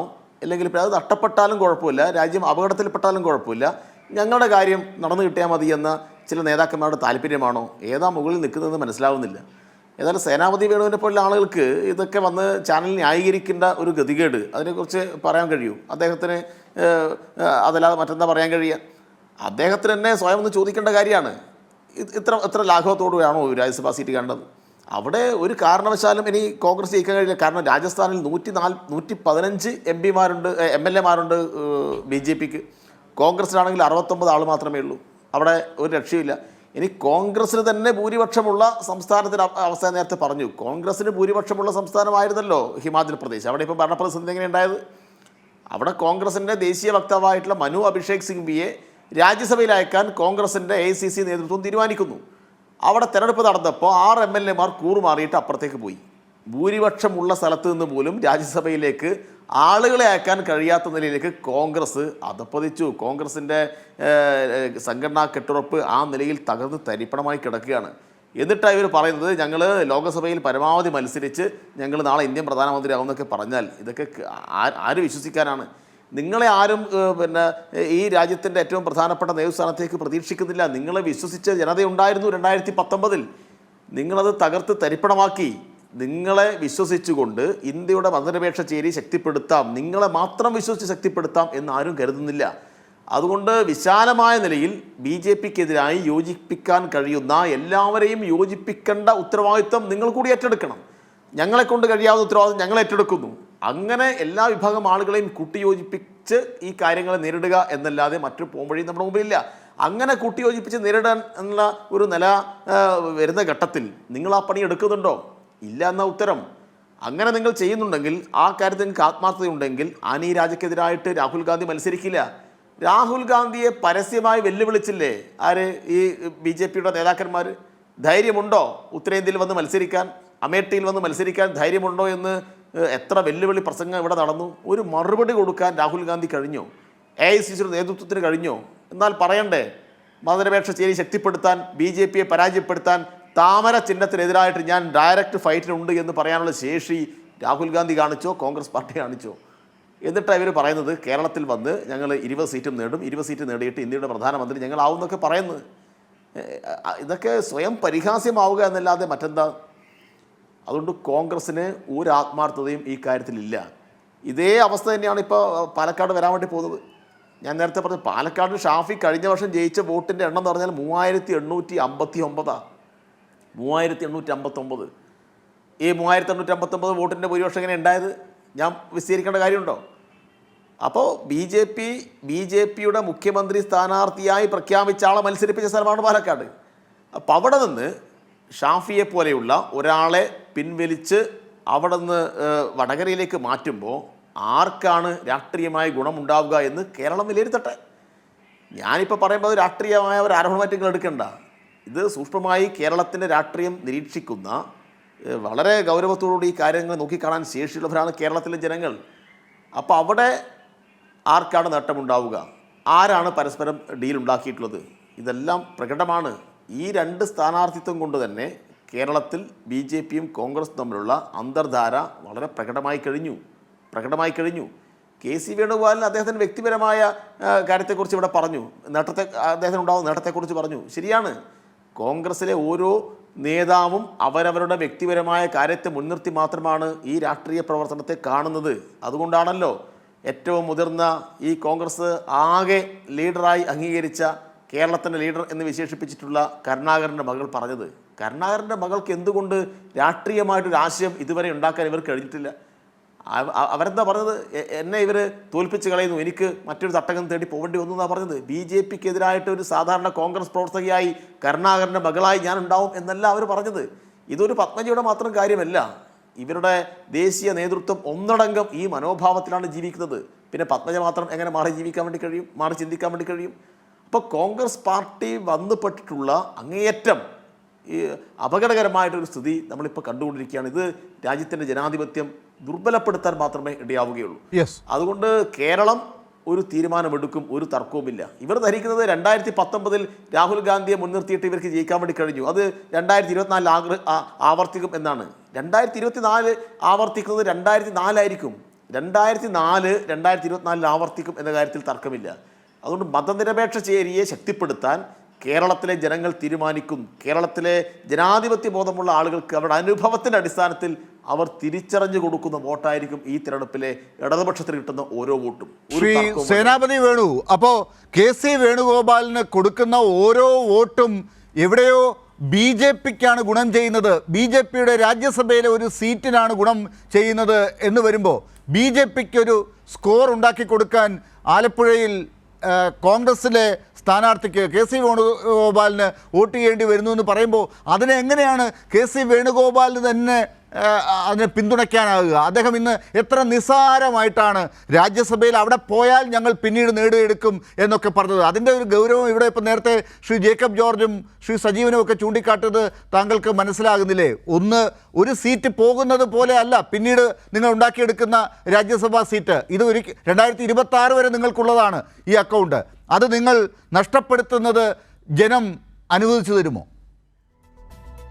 അല്ല, ഞങ്ങൾക്ക് 2026 വരെയല്ല, ഞങ്ങൾക്ക് 2029 വരെയുള്ള അക്കൗണ്ടാണ് വേണ്ടത്. ഇപ്പൊ ഇന്ന് സന്തോഷ് കുമാർ ഹെഗ്ഡെയുടെ വാക്കുകൾ എന്ന് പറഞ്ഞാൽ ഞങ്ങൾക്ക് ഭൂരിപക്ഷം 3/2. എവിടെയാ 3/2 തുടങ്ങേണ്ടത്? 3/2 തുടങ്ങേണ്ടത് ലോക്സഭയിലാണ്. അത് തുടങ്ങാൻ അനുവദിക്കാതിരിക്കുക എന്നുള്ളതാണ്. എന്ന് പറഞ്ഞാൽ നിങ്ങൾക്ക് തന്ന ഒരു മാൻഡേറ്റ് നിങ്ങൾ ഇങ്ങനെ തൂത്തെറിയുകയാണെങ്കിൽ, BJPയുടെ കാൽക്കൽ വെച്ച് കൊടുക്കുകയാണെങ്കിൽ നിങ്ങൾക്ക് 2029 വരെ ആര് തരുമെന്നാണ്? അല്ല, അതൊക്കെ ജനങ്ങൾ തീരുമാനിച്ചല്ലോ. അതൊക്കെ ജനങ്ങൾ, ഞാൻ പറഞ്ഞല്ലോ, ഇപ്പൊ VK സനോജിന്റെ അഭിപ്രായം പറയാം. ആ കാര്യത്തിൽ ഒന്നും ഞാൻ ഖണ്ഡിക്കുന്നില്ല. എനിക്ക് സനോജിനോട് ചോദിക്കാനുള്ളത് 42 MP പശ്ചിമ ബംഗാളിൽ ഞങ്ങളൊന്നും അല്ലായിരുന്നല്ലോ പ്രശ്നക്കാര്. അവിടെ നിന്ന് ഒരു 4 പേര് അല്ലെ 10 പേര് ഈ വർഗീയതയ്ക്കെതിരെ പോരാടാനായിട്ട് ഇപ്പോൾ ഒരാളും ഇല്ലല്ലോ. പേരിന് പോലും മരുന്നിന് പോലും ഒരാളില്ല. ത്രിപുരയിലും അത് തന്നെയാണ് സ്ഥിതി. താങ്കളിപ്പോ ഉയർന്നു വരുന്ന കാര്യങ്ങളൊക്കെ കാണുന്നില്ലേ? ഈ ബംഗാളിൽ നിന്നുള്ള വാർത്തകളൊക്കെ താങ്കൾ കാണുന്നില്ലേ? അല്ല, അതൊക്കെ കാണുന്നുണ്ടെന്നേ. ഞങ്ങളെ വല്ലാതെ അല്ല, ശ്രീ സനോജ് എന്താണ് പറയാൻ വന്നത് ഒന്ന് പൂർത്തിയാക്കാമെങ്കിൽ. അല്ല, ഞാൻ പറയട്ടെ. ശ്രീ സേനാപതി താങ്കളേക്ക് വരാം. ബംഗാളിലെ കാര്യം എന്തോ പറയുന്നത് പാർട്ടിക്കും MP-മാരുണ്ടായിരുന്നു. അല്ല, ഉണ്ടായിരുന്നേ. ബംഗാളിലെ കോൺഗ്രസിന്റെ അവസ്ഥ ഇപ്പൊ എന്താണ്? ബംഗാൾ നിങ്ങൾക്ക് സ്വാധീനം ഉണ്ടായിരുന്നല്ലോ. അപ്പൊ ബംഗാളിലെ നിങ്ങൾക്ക് ശേഷം വന്ന ഞങ്ങളെ കുറിച്ചാണ് നിങ്ങൾ പറയുന്നത്. ബംഗാളിൽ മാത്രമല്ല, ഉത്തർപ്രദേശ് നിങ്ങളുടെ അവസ്ഥ എന്താണ്? ഉത്തർപ്രദേശ് നിങ്ങളുടെ അവസ്ഥ എന്താ? മഹാരാഷ്ട്രയിൽ നിങ്ങളുടെ അവസ്ഥ എന്താ? തമിഴ്നാട്ടിൽ നിങ്ങളുടെ അവസ്ഥ എന്താ? നിങ്ങൾ ബംഗാളൊന്നും കാണിച്ചിട്ട് അധികം നമുക്ക് സന്തോഷിക്കേണ്ട കാര്യമില്ല. പോട്ടെ, ഹിമാചൽ പ്രദേശിലെ അവസ്ഥ എന്താ? നിങ്ങൾക്ക് ഭരണമുള്ള ഹിമാചലിലെ അവസ്ഥ ഹിമാചലിൽ നിങ്ങൾക്ക് രക്ഷയുണ്ടോ? അതന്നെയാ പറഞ്ഞത്. ഹിമാചലിൽ ജനങ്ങൾ നിങ്ങളെ തെരഞ്ഞെടുത്തിട്ടും ജനങ്ങളെ പറ്റിച്ചു. ജനങ്ങൾ നിങ്ങളെ ഹിമാചലിൽ തെരഞ്ഞെടുത്തത്. അങ്ങനെ വിടാൻ പറ്റില്ല. സേനാപതി വേണു അങ്ങനെ വിടാൻ പറ്റുന്ന കാര്യമില്ല. ഹിന്ദി ബെൽറ്റിൽ കോൺഗ്രസ് ആകെയുള്ള സ്റ്റേറ്റ് അധികാരമുള്ള സ്ഥലം ഹിമാചലായിരുന്നു. അല്ല ഞാൻ പറഞ്ഞത് നിങ്ങൾ ഞാൻ ബംഗാളിനെ സംസാരിച്ചോളാം. കുറിച്ച് ആവേശപ്പെടുമ്പോൾ ബംഗാൾ നിങ്ങളുടെ തകർച്ചയെ കുറിച്ച് സന്തോഷിക്കുമ്പോൾ നിങ്ങൾക്ക് ഹിമാചലിൽ സംഭവിച്ച കാര്യത്തെ കുറിച്ച് നിങ്ങൾ എന്താ പറയാത്തത്? യെസ്, ശ്രീ സേനാപതി വേണു, ബംഗാളിൽ CPM-ന്റെ ഇപ്പോഴത്തെ അവസ്ഥ എന്നുള്ളത് നിങ്ങൾ പരിഹസിക്കുമ്പോൾ നിങ്ങളുടെ ഇപ്പോഴത്തെ അവസ്ഥയാണ് സനോജ് ചൂണ്ടിക്കാട്ടിയത്. അവിടെ നിൽക്കട്ടെ, നിങ്ങൾ അതല്ലല്ലോ മറുപടി പറയേണ്ടത്. നിങ്ങൾ എന്താണ് BJPക്ക് ഒരു ലാഭമുണ്ടാക്കുന്ന ഒരു പരിപാടി ഈ AICCയുടെ ജനറൽ സെക്രട്ടറിക്ക് എങ്ങനെയാണ് ചെയ്യാൻ സാധിക്കുന്നത്? അല്ല, ഞങ്ങളുടെ അവസ്ഥ എന്ന് പറയുന്നത് പാർലമെന്റിൽ ഇപ്പോഴും 52 പേരുണ്ട്. 61-ൽ നിന്ന് 3-ലെത്തി. ഞങ്ങൾ 200, 197, 202, 205-ൽ നിന്ന് ഞങ്ങളിപ്പോൾ 50-ന്റെ അടുത്ത് നിൽക്കുന്നു എന്നുള്ളതേ ഉള്ളൂ. അപ്പൊ ഞങ്ങളുടെ തകർച്ച അത് ചിലപ്പോൾ 3-1 കുറഞ്ഞിരിക്കും. മറ്റേ 61 വരെ ഉണ്ടായിരുന്നവർ 3-1 പോയി അവർക്ക് പ്രശ്നമില്ല. നിങ്ങളിപ്പോ കോൺഗ്രസിന്റെ തകർച്ചയിലാണല്ലോ നമ്മുടെ ഒരു സന്തോഷം. നല്ല കാര്യം. ഈ CPM ഇടതുപക്ഷ ബ്ലോക്കും ഇല്ല, കോൺഗ്രസിന്റെ തകർച്ചയെ കുറിച്ചല്ല, കോൺഗ്രസ് എന്താണ് ചെയ്യുന്നത് എന്നതാണ്. കോൺഗ്രസ് BJPക്ക് ലാഭമുണ്ടാക്കി കൊടുക്കുന്ന ഒരു പരിപാടി ചെയ്യാൻ പാടുള്ളതാണോ എന്നതാണ്. അങ്ങനെയാണെങ്കിൽ KC വേണുഗോപാൽ ചെയ്യേണ്ടത്, രാഹുൽ ഗാന്ധി ചെയ്യേണ്ടത്, ഈ താമരയെ തോൽപ്പിക്കാൻ വേറെ എവിടെയെങ്കിലും പോയി മത്സരിച്ച് അങ്ങനെ സീറ്റ് ഉണ്ടാക്കിയെടുക്കുകയല്ലേ വേണ്ടത്? 2029 വരെ നിങ്ങൾക്ക് അങ്ങനെ ഒരു ലാഭം ഉണ്ടാക്കിയെടുക്കുകയല്ലേ വേണ്ടത്? അല്ല, ഇവിടെ ശ്രീ ജേക്കബ് ജോർജ്, ബഹുമാന്യായ പത്രപ്രവർത്തകൻ ജേക്കബ് ജോർജ്, ഞാൻ അദ്ദേഹത്തിന്റെ ലേഖനങ്ങൾ വായിക്കുക, അദ്ദേഹത്തെ വളരെ ആരാധനയോടെ നോക്കുന്ന ഒരാളാണ്. അദ്ദേഹം ഇവിടെ പറഞ്ഞ ഈ അഭിപ്രായങ്ങൾ എന്നൊക്കെ പറഞ്ഞാൽ അത് വെറും, അതിന് മലയാള ഭാഷയിൽ പറഞ്ഞു കഴിഞ്ഞാൽ ശുദ്ധ ഹോഷ്ക എന്ന് മാത്രമേ പറയാൻ പറ്റത്തുള്ളൂ. പ്രതിപക്ഷ നേതാവാകാനോ ഇല്ലെങ്കിൽ പാർലമെന്ററി കാര്യസമിതി സെക്രട്ടറി ആകാനോ അതൊക്കെ വെറും എന്താ പറഞ്ഞ നമ്മളൊരു ചർച്ചയിൽ പോലും പറയാൻ പറ്റാത്ത ഒരു കാര്യമാണ്. അത് തന്നെയാണ് BJPക്ക് രാജസ്ഥാനിൽ ഒരു സീറ്റ് കൊടുത്താലും കുഴപ്പമില്ല. ആലപ്പുഴയിൽ ആരിഫ് പോയി അവിടെ പ്രതിപക്ഷത്തിന് ഗുണമുണ്ടാക്കരുത്, പകരം KC വേണുഗോപാൽ ജയിച്ചു പോകണം എന്ന് ഒരു തീരുമാനമെടുക്കുന്നതാണോ ബോഷ്ക്ക്? അതോ ഈ നിരീക്ഷണം നടത്തിയതാണോ ബോഷ്ക്ക്? അല്ല, കോൺഗ്രസിന് ലോക്സഭയിൽ കോൺഗ്രസിന്റെ അംഗങ്ങളുടെ എണ്ണം, അത് അവിടെ ലോക്സഭയിലെ സ്പീക്കർ അല്ലെങ്കിൽ ലോക്സഭയെ നിയന്ത്രിക്കുന്ന ആള് നിങ്ങളുടെ അംഗങ്ങളുടെ എണ്ണം എത്ര എന്ന് ചോദിക്കുമ്പോൾ 1, 2, 3 എന്നങ്ങനെ തൊട്ട് എണ്ണുമ്പോൾ ഞങ്ങൾക്ക് BJPയോടൊപ്പമോ BJPക്ക് മുമ്പോ ആയിട്ട് ഒരു അംഗത്തെ ലോക്സഭയിൽ കാണിക്കണമെങ്കിൽ ലോക്സഭയാണ് ഈ തെരഞ്ഞെടുപ്പിൽ ഞങ്ങളെ BJPക്ക് രാജ്യസഭയിൽ ഒരു അംഗത്തെ ഉണ്ടാക്കി കൊടുത്തുകൊണ്ട് തന്നെ വേണോ? BJPക്ക് ലാഭം ഉണ്ടാക്കി കൊടുത്തുകൊണ്ടാണോ? ഒരു സഭയിൽ തന്നെ അവരെ ഭൂരിപക്ഷത്തിലേക്ക് എത്തിക്കാൻ കൂടുതൽ അടുപ്പിച്ചുകൊണ്ടാണോ? ലോക്സഭാ തെരഞ്ഞെടുപ്പിൽ ആൾട്ടർനേറ്റീവായി ആളുകൾ റിട്ടയർ ചെയ്തുകൊണ്ടിരിക്കുന്നത് ആൾട്ടർനേറ്റീവായി പോയിക്കൊണ്ടിരിക്കുക. അതല്ലാതെ അവിടെ സ്ഥിരമായിട്ട് അവര് 2026 വരെ 2029 വരെ സ്ഥിരമായിട്ട് അവിടെ അങ്ങനെ 4 അംഗങ്ങളുടെ കുറവ് മാത്രമല്ല, അത് ആൾട്ടർനേറ്റീവ് ആയിട്ട് മാറിക്കൊണ്ടിരിക്കും. അത് ഓരോ വർഷവും അതിന്റെ എണ്ണത്തിൽ മാറ്റം ഉണ്ടായിക്കൊണ്ടിരിക്കും.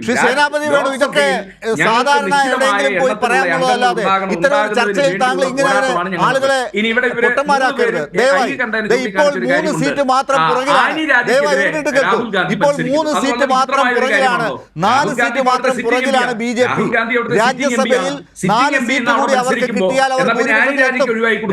ഇന്ത്യ മുന്നണിക്ക് നേതൃത്വം കൊടുക്കുന്ന രാഹുൽ ഗാന്ധി അല്ലെ കോൺഗ്രസിന്റെ പ്രതിനിധി അവിടെ മത്സരിക്കുമ്പോൾ അവിടെ ആനി രാജ ഒന്ന് മത്സരിക്കേണ്ട കാര്യം എന്താ?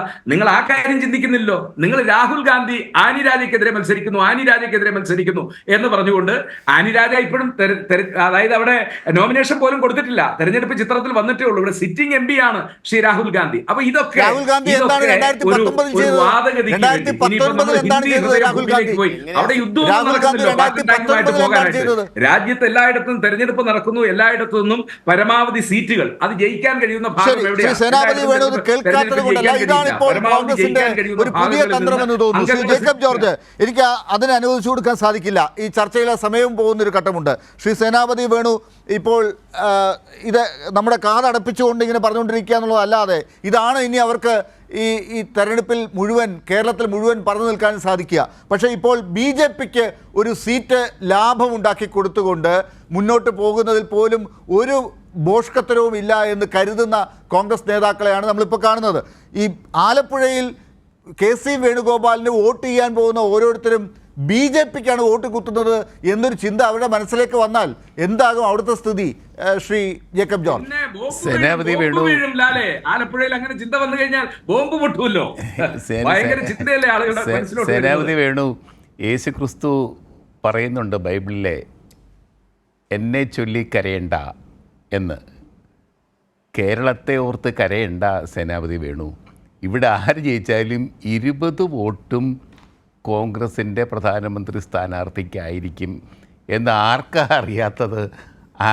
ആർക്ക് പറഞ്ഞു കൊടുക്കേണ്ടത്? അതല്ലേ എൻ്റെ സത്യാവസ്ഥ. ആലപ്പുഴയിൽ ഇപ്പോൾ റിയാസ് ജയിച്ചാലും KC വേണുഗോപാൽ ജയിച്ചാലും ഒറ്റ വോട്ടല്ലേ ഉള്ളൂ കോൺഗ്രസ്സിന്.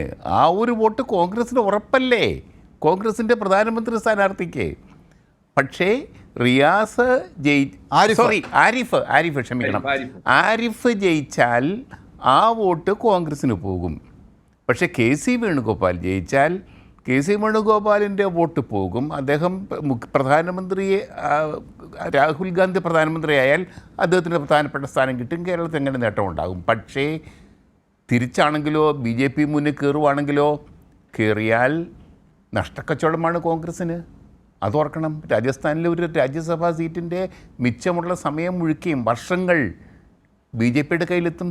അത് നിർണായകമാണ്, വളരെ ക്രിട്ടിക്കലാണ്. BJPയെ സംബന്ധിച്ച്, ഇന്ത്യ മഹാരാജ്യത്തെ സംബന്ധിച്ച് അത് ക്രിട്ടിക്കലാണ്. ഞാൻ വരുന്നത് പത്തനംതിട്ട ജില്ലയിലാണ്. ഞങ്ങളുടെ നാട്ടിൽ തിരുവല്ല കോഴഞ്ചേരി റോഡിലൊക്കെ ഉണ്ടല്ലോ, അവിടെയൊക്കെ വഴിയിലെല്ലാം എഴുതി വെച്ചിട്ടുണ്ട്, ഓരോ വീടുകൾക്ക് മുമ്പിലും plot for sale, house for sale. നമ്മുടെ നാട്ടിൽ സ്ഥലത്തിനൊന്നും വിലയില്ല. കാരണം മേടിക്കാൻ ആളില്ല. കാരണം എന്താ?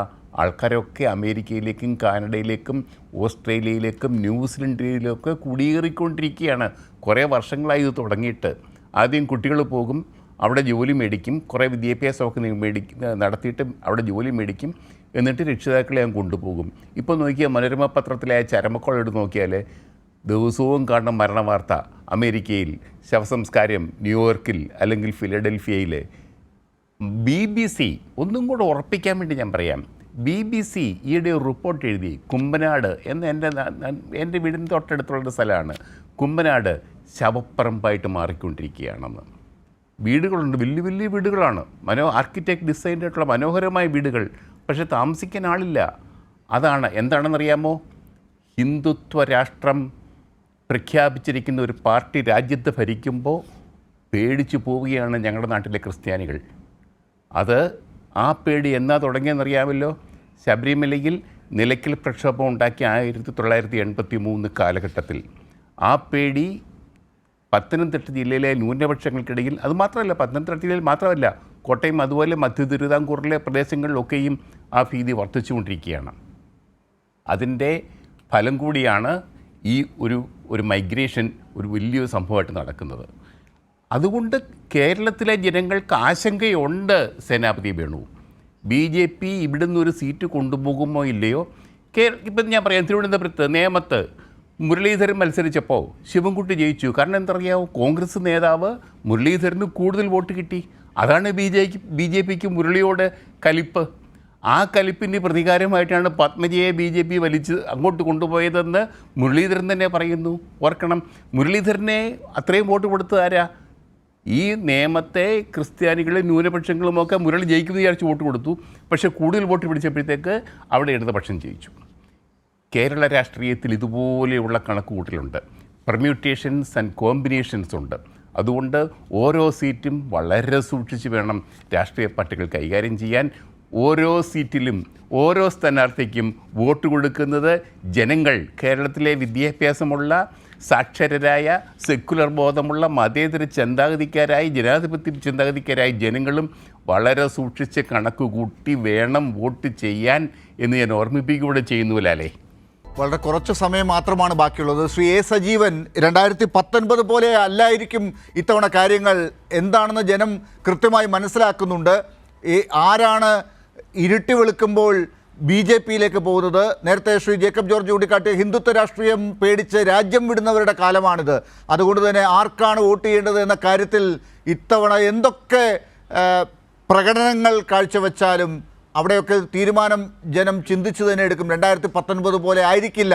പ്രധാനമന്ത്രിയെ കണ്ടുകൊണ്ട് വോട്ട് ചെയ്തവർക്കൊക്കെ ഇത്തവണ പ്രതിപക്ഷ നേതാവിനെ കണ്ട് അതുപോലെ വോട്ട് ചെയ്യാൻ സാധിക്കും, അതുകൊണ്ട് വോട്ട് കിട്ടും എന്നൊന്നും കരുതണ്ട എന്ന് തന്നെ വിചാരിച്ചുകൂടെ?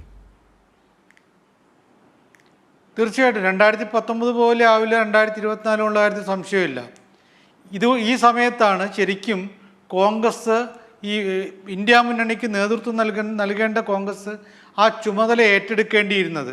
അത് ഇതുവരെ ഏറ്റെടുത്തത്. നേരത്തെ നിതീഷ് കുമാർ ഈ ഇന്ത്യ സഖ്യത്തിൻ്റെ ഭാഗമായിരുന്നപ്പോൾ അദ്ദേഹം പലതവണ പറഞ്ഞൊരു കാര്യമുണ്ട്, കോൺഗ്രസ് അവരുടെ ഉത്തരവാദിത്തം ഏറ്റെടുക്കുന്നില്ല, ഇന്ത്യ മുന്നണിയെ നയിക്കേണ്ടവർ ആ ഉത്തരവാദിത്തം ഏറ്റെടുക്കുന്നില്ല എന്ന് പറഞ്ഞു. അതേ കാര്യമാണ് ഇപ്പോൾ പലരും പറഞ്ഞുകൊണ്ടിരിക്കുന്നത്. മമതാ ബാനർജി പറഞ്ഞു, പല ആളുകളും പറയുന്നു. ഇവിടെ കേരളത്തിൽ 20 സീറ്റ് മാത്രമല്ലല്ലോ അതുകൊണ്ട് ഈ ലോക്സഭയിൽ ഭൂരിപക്ഷം കിട്ടുമോ? ബാക്കിയുള്ള സംസ്ഥാനങ്ങളിൽ ഈ ഇലക്ഷൻ സ്ട്രാറ്റജി കൃത്യമായിട്ട് നടപ്പാക്കുന്നതിൽ കോൺഗ്രസ് എന്തെല്ലാം കാര്യങ്ങൾ ചെയ്യുന്നു. ദേശീയ തലത്തിൽ ഇപ്പോൾ നമ്മളിതൊക്കെ കണ്ടുകൊണ്ടിരിക്കുകയല്ലേ, നമ്മളെപ്പോലെ തന്നെ ജനങ്ങൾ ഇത് കണ്ടുകൊണ്ടിരിക്കുകയല്ലേ. നരേന്ദ്രമോദിയുടെ നേതൃത്വത്തിൽ BJP വളരെ കൃത്യമായ ലക്ഷ്യത്തോടു കൂടിയിട്ട് എവിടെ നിന്നും അടിച്ചുകൂട്ടിയെടുക്കാവുന്ന രൂപത്തിൽ ആളുകളെ തങ്ങളുടെ പക്ഷത്തേക്ക് കൊണ്ടുവരാൻ ശ്രമിക്കുമ്പോൾ, എല്ലാ തരത്തിലുള്ള കളികളും കളിച്ച് ശ്രമിക്കുമ്പോൾ അതിനെ ചെറുക്കുകയും അങ്ങനെ അതിന് പകരമായിട്ടുള്ള സ്ട്രാറ്റജിയുമായിട്ട് മുന്നോട്ടേക്ക് നീങ്ങുകയും ചെയ്യേണ്ട കോൺഗ്രസ് അത് ചെയ്യുന്നുണ്ടോ എന്നുള്ള കാര്യത്തിൽ എനിക്ക് സംശയമുണ്ട്. അതാണ് അതിപ്പോൾ കോൺഗ്രസിനോടുള്ള വിരോധമല്ല. കോൺഗ്രസ് ഈ ദൗത്യം 2024 ഈ ദൗത്യം കൃത്യമായിട്ട് ഇനിയും ഏറ്റെടുത്തില്ലെങ്കിൽ അത് വലിയ തകർച്ചയിലേക്കാണ് കാര്യങ്ങൾ പോവുക. ഇലക്ഷൻ കഴിഞ്ഞിട്ട് ഞങ്ങൾക്ക് തെറ്റുപറ്റിയെന്ന് പറഞ്ഞിട്ട് കാര്യമില്ല. 2019 പോലെ അതും നമ്മൾ ഓർക്കേണ്ടതുണ്ട്. 2019 തെരഞ്ഞെടുപ്പ് പരാജയം ഉണ്ടായപ്പോൾ പൊളിറ്റിക്സ് തന്നെ, രാഷ്ട്രീയം തന്നെ ഉപേക്ഷിച്ച് കുറച്ചു കാലത്തേക്ക് ഓടിപ്പോയ ആളാണ് രാഹുൽ ഗാന്ധി. ആ ഒരു കാര്യം 2024 ആവർത്തിക്കരുത് എന്ന് ജനാധിപത്യ വിശ്വാസികൾക്ക്, കോൺഗ്രസിനെ സ്നേഹിക്കുന്നില്ലെങ്കിൽ പോലും ജനാധിപത്യ വിശ്വാസികൾക്ക് BJP വീണ്ടും വരണമെന്ന് ആഗ്രഹമില്ല. ഇവിടെ ന്യൂനപക്ഷങ്ങൾക്ക് BJP വരണമെന്നുള്ള ആഗ്രഹമില്ല. അവരുടെ മനസ്സിൽ കോൺഗ്രസ് ദൗത്യം ഏറ്റെടുക്കുന്നുണ്ടോ ഇല്ലയോ എന്നുള്ള സംശയമുണ്ട്. അത് കോൺഗ്രസ് ഇനിയെങ്കിലും അത് തിരിച്ചറിയുക എന്നുള്ളതാണ് അവർ ഏറ്റവും പ്രധാനമായിട്ട് ചെയ്യേണ്ടത്.